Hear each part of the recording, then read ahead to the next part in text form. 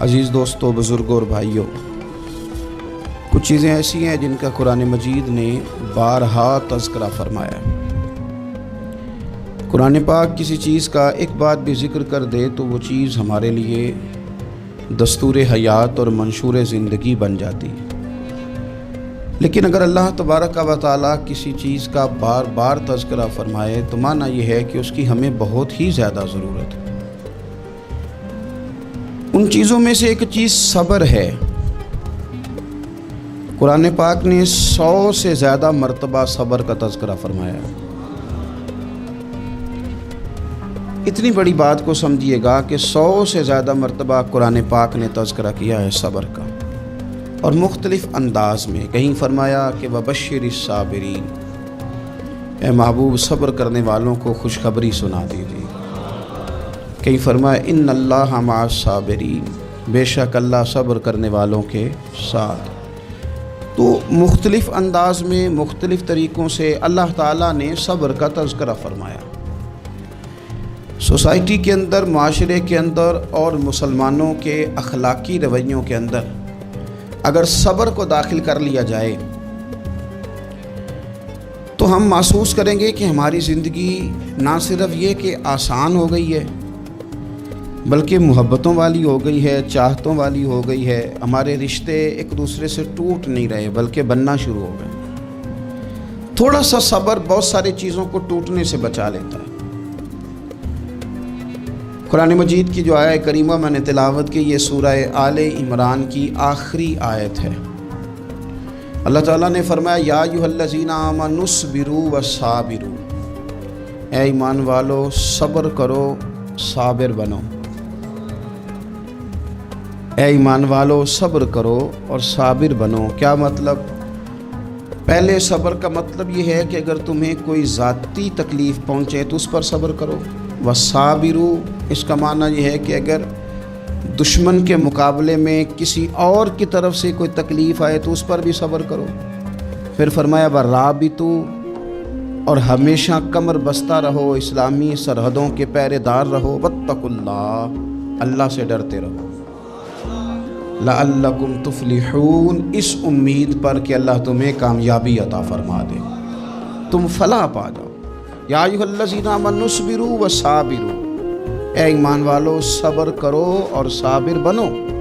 صبر کرو، صابر رہو، یعنی جو ذاتی تکلیف آئے اس پر بھی صبر کرو۔ اور مصابرہ کا معنی سامنے سے آنے والی تکلیف، اگر بیماری آ گئی، کوئی پریشانی آ گئی، کہیں کوئی اپنا دنیا سے چلا گیا تو یہ ذاتی تکلیف ہے، اس پر بھی صبر کرنا۔ اور اگر اپنوں نے، بیگانوں نے کوئی تکلیف پہنچا دی، کوئی اذیت دے دی، وہ اذیت کئی صورتوں میں ہو سکتی ہے۔ تانا بھی ایک اذیت ہے، طنز بھی ایک اذیت ہے، کسی شخص کے بارے میں غلط کلمہ کہنا بھی ایک اذیت ہے، اور مقابلے میں کھڑے ہو جانا، لڑائی کرنا، یہ بھی ایک اذیت ہے۔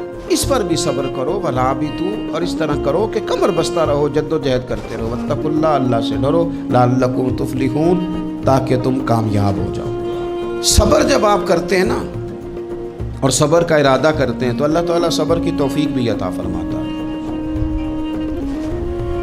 ہم نے یہ دیکھا ہے کہ ہمارے پاس نعمتوں کی کمی نہیں، ہمارے فریزر خوراک سے بھرے ہوئے ہیں، ہمارے دسترخوانوں پہ انواع و اقسام کی چیزیں چنی ہوئی ہیں، ہماری الماریوں میں کئی ہمارے لباس تیار شدہ لٹکے ہوئے ہیں، ہماری جیبوں میں ہماری ضرورت کا سرمایہ اللہ نے ہمیں دے دیا ہے۔ لیکن اس کے باوجود جو لوگ ایک دوسرے سے پیار نہیں کر پا رہے، جو ایک دوسرے کے قریب نہیں جا پا رہے، اس کی وجہ یہ ہے کہ صبر نہیں رہا، حوصلہ نہیں رہا، کسی چیز کو برداشت کرنا ہمارے مزاج کا حصہ ہی نہیں رہا۔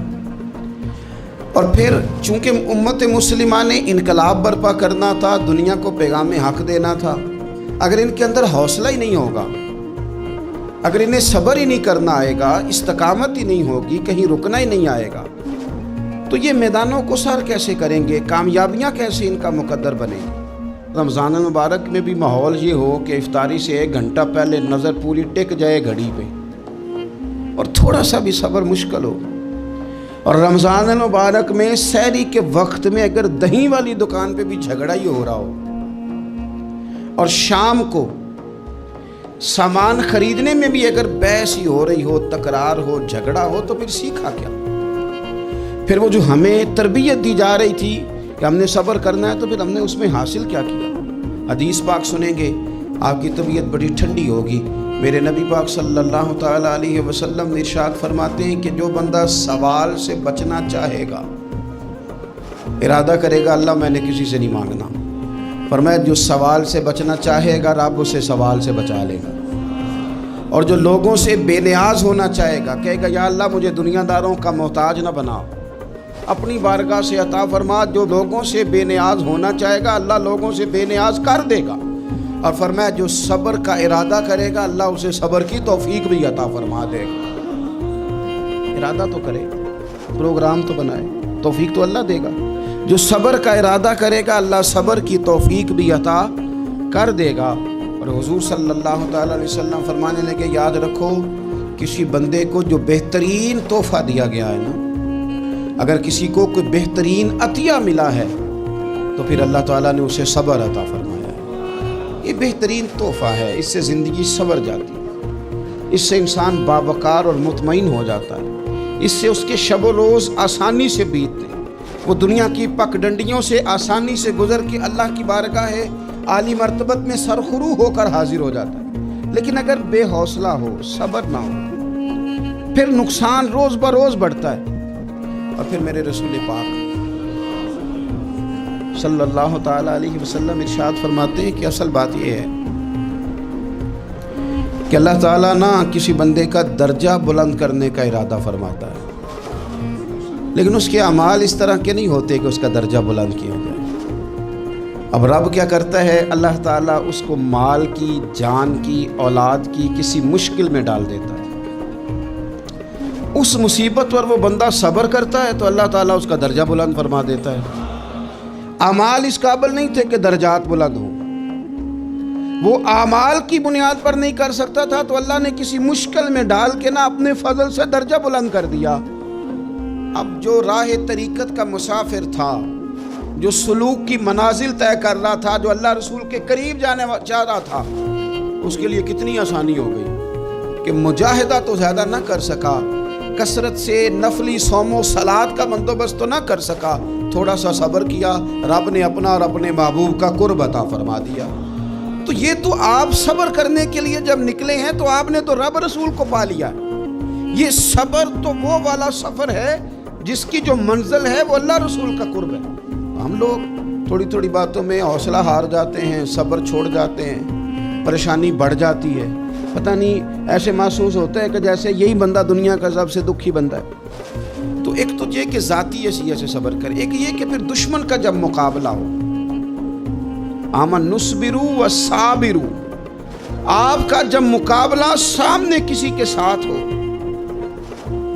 تو پھر تیر، تلواریں، اسلحہ، بندوقیں یہ نہیں زیادہ لڑتی، میدانوں میں حوصلے لڑتے ہیں، میدانوں میں صبر لڑتا ہے، میدانوں کے اندر توانائیاں لڑتی ہیں۔ میدان کربلا کے اندر کوئی مقابلہ نہیں تھا تیر کا تیر کے ساتھ، تلوار کا تلوار کے ساتھ کوئی مقابلہ نہیں۔ میدان کربلا کے اندر ظلم کا صبر سے مقابلہ تھا۔ فتح کے ڈنکے یزید نے بجائے تھے، جشن ابن زیاد نے منایا تھا، لیکن قیامت تک اللہ نے جو فتح عطا فرمائی ہے تو وہ حسین ابن علی کے صبر کو عطا فرمائی، سیدنا امام علی مقام کے صبر کو ملی۔ عزیز بھائی، صبر ہی ہمیشہ فاتح ہوتا ہے، صبر ہی جیتا کرتا ہے، صبر ہی کامیابیاں دیتا ہے، نتیجے صبر کے نکلتے ہیں، صبر کے، حوصلے کے نتیجے ہوتے ہیں۔ ہماری جلد بازی ہمیں شکست خوردہ کر دے گی، ہمارا حوصلہ نہ ہونا ہمیں ہرا دے گا، ہم کمزور پڑ جائیں گے اگر ہم بے حوصلہ ہو جائیں گے۔ سنو، میرے نبی پاک علیہ السلام نے تربیت کی، حضور اپنی امت کو درس دیتے ہیں۔ حضور فرماتے ہیں پہلے تو کوشش ہی نہ کرو کہ تمہاری دشمن سے لڑائی ہو، اس چکر میں ہی نہ پڑو کہ لڑائی ہو۔ مسلمان امن والے ہیں، یہ پرامن لوگ ہیں، یہ امن پسند ہیں، یہ داعیے امن ہیں، یہ معاشرے میں مومن ہونا امن کی علامت ہے۔ فرمایا پہلے تو یہ پروگرام ہی نہ بناؤ کہ تمہاری لڑائی ہو، اور فرمایا پھر اگر ہو جائے نا تو پھر صبر کے ساتھ مقابلہ کرو، پھر ڈٹ کے مقابلہ کرو، اور پھر یاد رکھو کہ یہ جو جنت ہے یہ تلواروں کے سائے میں ہے۔ جنت تلواروں کے سائے میں تمہیں ملے گی، پھر ڈٹنا سیکھو۔ پہلے تو بات یہ کہ تم یہ ارادہ ہی نہ کرو لڑائی، اور اگر کبھی ہو جائے لوگوں کو بتاؤ کہ ہیں ہم پرامن لوگ، پر دین کے لیے کھڑا ہونا ہو تو پھر ہم سے زیادہ کسی کو کھڑا بھی نہیں ہونا آتا، پھر ہم سے زیادہ کسی کے پاس طاقت بھی نہیں۔ حضرت مولا علی شیر خدا رضی اللہ تعالیٰ عنہ کے زمانے میں کفر کے ساتھ ایک جنگ ہو رہی تھی، تو کافروں نے نا جاسوس بھیجے کہ یار پتہ تو کرو مسلمانوں کی تیاری کس طرح کی ہے۔ تو جاسوس واپس جا کے کہنے لگا سمجھ کوئی نہیں آئی ان کی، وہ تو راہب قسم کے لوگ ہیں، صوفی قسم کے لوگ ہیں، وہ تو کٹے ہوئے دنیا سے، مسلوں پہ بیٹھ جاتے ہیں، رات کو تو لگتا ہے دنیا سے تعلق ہی کوئی نہیں، لیکن سویرے اٹھ کے میدان میں تلوار لے کے نکلتے ہیں تو لگتا ہے ان سے بڑا مجاہد ہی کوئی نہیں۔ یہ عجیب لوگ ہیں کہ رات کو مسلح پہ بیٹھے ہیں تو لگتا ہے کٹ گئے دنیا سے۔ صوفی لوگ ہیں، درویش ہیں۔ یہی مسلمان کی شان ہے، ہو ہلکا یاراں تو برے شم کی طرح نرم، رزم حق و باطل ہو تو فولاد ہے مومن، ادھر آ ستمگر ہنر آزمائے تو تیر آزما، ہم جگر آزمائے، ہم تجھے اپنا حوصلہ بتاتے ہیں کتنا ہے، دیکھ ہمارے حوصلے سے ٹکرا کے دیکھ یہ کتنا طاقتور اور مضبوط ہے۔ تو عزیز بھائی، اگر زندگی میں آپ کو صبر کرنا آ گیا، میں بڑے دنوں سے یہ عنوانات بیان کر رہا ہوں، اور آج تو خصوصی طور پر رمضان شریف کے اس جمعے میں میں اپیل کرنا چاہتا ہوں آپ سے کہ کمزور باتیں کرنی چھوڑ دیں، مایوسی کے جملے اپنی زندگی سے نکال دیں۔ ہم مسلمان ہیں، آپ بیمار ہو گئے ہیں تو یہ بھی خدا کا فضل ہے، گناہ معاف ہوں گے۔ اگر اللہ تعالیٰ نے فقیر بنا دیا، غریبی آ گئی ہے تو یہ بھی فضل ہے، امیروں سے پہلے جنت میں جائیں گے۔ اگر اللہ تبارک و تعالیٰ نے کسی جگہ آپ کو مکان نہیں دیا اور دوسرے کو دے دیا ہے تو آپ وہ لوگ ہیں جو عظیم سنت ادا کر رہے ہیں سیدنا بلال حبشی کی۔ اگر کسی جگہ کوئی کمزوری آ گئی ہے، کوئی پیچھے رہ گئے ہیں تو یہ خدا کا فضل ہے۔ اللہ تعالیٰ نے چاہا ہمارے لیے جو فیصلہ تو ہم اس پہ راضی ہیں، لیکن اپنی زندگی اور شکوے اتنے بڑھا لیے، ہم نے اتنے بڑھا لیے کہ لوگوں سے شکوے کرتے کرتے رب رسول سے بھی شروع کر دیے۔ غلام بھی کبھی شکوہ کرتا ہے، آقا کا بھی شکوہ ہوتا ہے، بندہ بھی کبھی شکوہ کرتا ہے، رب کا بھی شکوہ ہوتا ہے، یہ بھی کبھی ہوتا ہے۔ آپ نہ مانے پر یہ شکوہ ہے کہ میں بڑے ڈاکٹروں کے پاس گیا ہوں، آرام نہیں آیا، نہ مانے پر یہ شکوہ ہے میں نے کبھی کسی کو ستایا تو نہیں پر میرے حالات نہیں ٹھیک ہوتے۔ آپ نہ مانے پر یہ شکوہ ہے کہ فلانے کے پاس دولت زیادہ ہے، اس نے پتہ نہیں وہ آگے نکل گیا اور میں پیچھے رہ گیا، نہ مانے پر یہ شکوہ ہے۔ کس سے کر رہے ہو؟ رب رسول سے؟ او آس بولے تے او دی مہربانی اساں تے لاڑ ہی لڑاونے۔ کس سے شکوہ کر رہے ہو؟ خدا کے بندو، غلام غلامی کرتے ہیں، شکوے کرتے ہیں کوئی؟ حضرت ام سلمہ رضی اللہ تعالیٰ عنہ، شوہر کا نام ہے ابو سلمہ، بیٹے کا نام ہے سلمہ، کہتی ہیں میں، میرا شوہر، میرا بیٹا، تینوں، چھوٹا بیٹا میرا، ہم نکلے مکہ مکرمہ سے مدینہ طیبہ جانے کے لیے۔ ایک ہی بیٹا ہے، خاندان جمع ہے، شوہر کی گود میں بیٹا، اونٹ کے پیچھے میں۔ فرماتی ہیں مدینے کی سرحد آ گئی تو میرے میکے والے آ گئے، کہنے لگے ابو سلمہ نہیں لے جانے دیں گے مدینے اپنی بیٹی کو۔ میں نے کہا میں مسلمان ہوں، میں تو اپنے شوہر کے ساتھ مدینے جاؤں گی۔ انہوں نے کہا نہیں جا سکتے، تو نے جانا ہے تو جا، ہماری بیٹی نہیں جائے گی۔ زبردستی مجھ سے انہوں نے مجھے میرے شوہر سے الگ کیا۔ کہتی ہیں پھر میرے شوہر کے قبیلے والے آ گئے، وہ کہنے لگے اگر تم اپنی بیٹی کو نہیں نہ جانے دیتے تو یہ جو ہمارا پوتا ہے یہ ہماری نسل ہے، تمہارا نہیں، اسے ہم نہیں جانے دیں گے۔ وہ بچہ اپنی طرف کھینچتے تھے، میں اپنی طرف کھینچتی تھی، مدینے کی سرحد پہ۔ یہ جھگڑا زمین کے لیے نہیں ہو رہا، مکان کے لیے نہیں ہو رہا، حضور کے مدینے جانے کے لیے ہو رہا، حضور کے مدینے جانے کے لیے ہو رہا، مدینے جانے کے لیے ہو رہا۔ لنگ کئی مہینے تے برس گئے تے تیری دید نو دیدے ہی ترس گئے۔ انہوں نے بچہ کھینچا، میں نے اپنی طرف کھینچا، میرے بچے کا بازو اتر گیا۔ فرماتی ہیں میرے شوہر مدینے چلے گئے، बेटा मेरा मेरे ससुराल वाले ले गए, मुझे मेके वाले ले गए। आज भी कुछ सियाने बंदे कहते हैं इसको निकाल दो और बच्चे छीन लो।